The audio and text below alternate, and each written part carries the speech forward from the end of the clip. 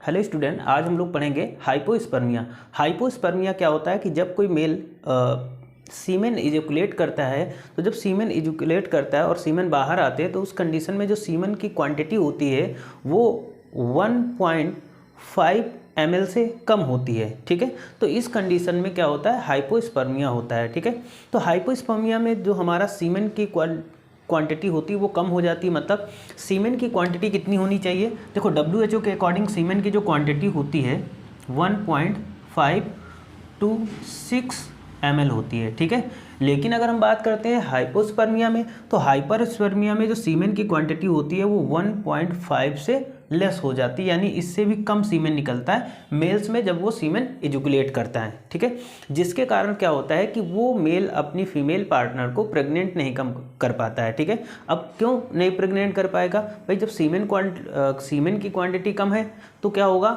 उसमें स्पर्म कम होंगे। अब सीमेन क्या होता है, बाहर जो वाइट कलर का जो लिक्विड निकलता है मेल में उसी को बोलते हैं सीमेन, और उसी सीमेन में हमारे क्या होते हैं, स्पर्म होते हैं। तो जब सीमेन कम निकलेगा तो उस पर स्पर्म कम होंगे, तो स्पर्म कम होंगे तो जो फर्टिलाइजेशन की प्रोसेस होती है वो कंप्लीट नहीं होती है, और इसी को बोलते हैं हम हाइपोस्पर्मिया। हाइपोस्पर्मिया मेल के द्वारा ही होती है, यानी मेल में सीमेन का कम होना ही हाइपोस्पर्मिया होता है। इसे मेल्स में बांझपन भी हम लोग कह सकते हैं। ठीक है, आइए स्टार्ट यहाँ पे पढ़ लेते हैं थोड़ा सा कि hypospermia is an alteration in the male semen. मतलब ये एक अल्ट्रेशन होता है, एक चेंजमेंट होता है, एक परिवर्तन होता है मेल के सीमेन में due to poor ejaculation. Poor ejaculation होता है, मतलब जब स्पर्म या सीमेन बाहर निकलता है तो जो उसका एजुकुलेशन होता है वो बहुत ही कम होता है, यानी जिस क्वांटिटी में, जिस मात्रा में सीमेन निकलने चाहिए उससे बहुत ही कम। भाई निकलना कितना चाहिए, 1.5 ml से कितना 6 ml, लेकिन ये निकलता कितना है, लेस देन 1.5, तो इससे भी कम निकलता है। तो जब इतना कम सीमेन निकलता है तो फर्टिलाइजेशन की प्रोसेस हो ही नहीं पाती, यानी जो मेल होता है वो अपने फीमेल पार्टनर को प्रेग्नेंट नहीं कर पाता, जिससे वो कभी बाप नहीं बन पाता। ठीक है, the seminal partner affected in this case is semen volume which has volume below 1.5 millilitre, यानी ml होता है। ठीक है, तो ये चीज़ आप समझ में आए। अब ये हाइपोस्पर्मिया होता कैसे है, तो हाइपोस्पर्मिया की हम बात करते हैं रेट्रोग्रेड एजुकुलेशन। तो रेट्रोग्रेड एजुकुलेशन का मतलब होता है semen travel back into the bladder during ejaculation.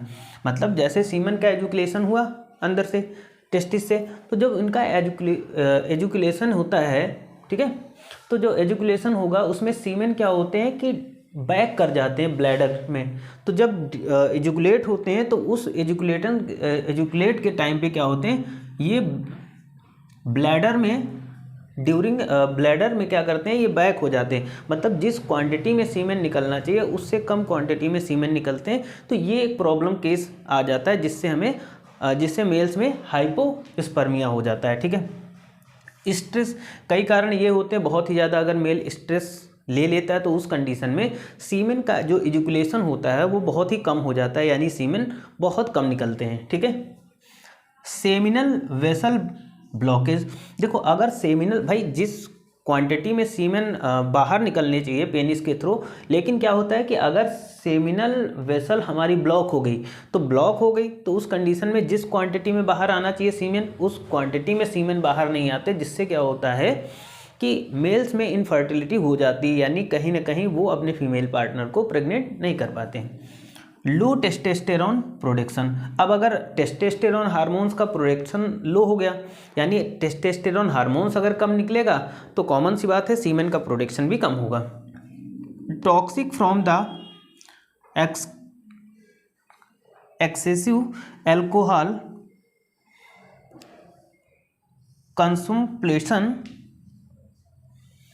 Affect sperm production. अब देखो जो लोग बहुत ही ज़्यादा क्या करते हैं, टॉक्सिक चीज़ें ले लेते हैं, यानी एल्कोहल वगैरह पी लेते हैं, तो उन लोगों में क्या होता है कि जो स्पर्म फॉर्मेशन होता है, जो सीमेन की क्वांटिटी निकलती है वो कम हो जाती है, जिससे क्या होता है मेल में इनफर्टिलिटी हो जाती है। लेकिन अभी इसका इलाज है पूरी तरीके से, यानी हाइपोस्पर्मिया का इलाज है पूरी तरीके से, इस बीमारी से बचा जा सकता है। ठीक है, तो ज़रूरी नहीं कि हर बार फीमेल्स की वजह से ही प्रेगनेंसी ना हो, कई बार क्या होता है मेल्स की वजह से भी प्रेगनेंसी नहीं होती, जिसमें ये हमारी डिजीज़ आ जाती है हाइपोस्पर्मिया। ठीक है, तो इसका अभी पूरी तरीके से इलाज है।